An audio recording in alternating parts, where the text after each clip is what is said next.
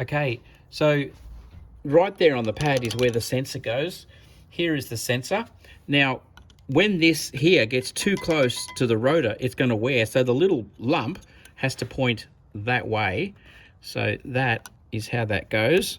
And you see it just press fits in like that with the lump outwards. So it will wear and rub on the rotor when it gets too close. So to get the clip it in there and bend it back.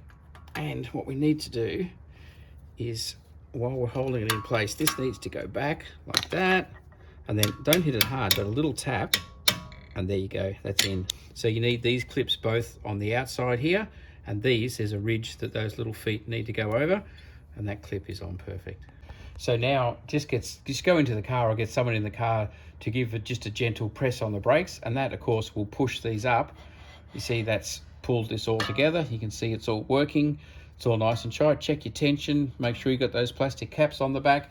The sensor wire, if you have a look up over here, needs to be clipped in place. Just make sure it's clear and away from everything.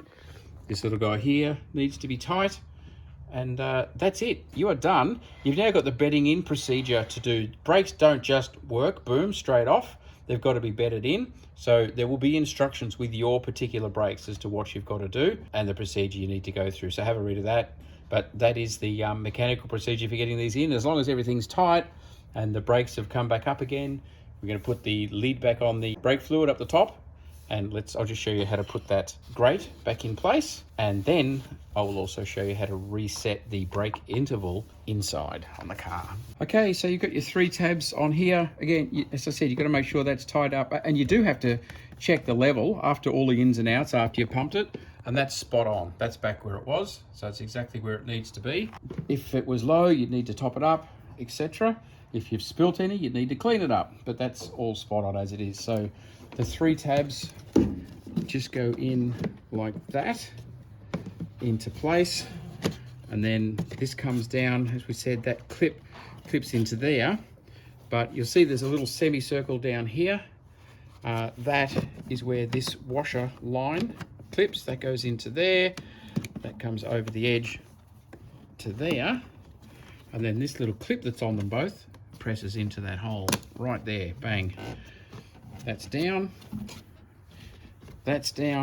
and this clip here at the front, that there needs to clip under. That's holding it in place. And then this rubber goes back on. That's back neat and tidy.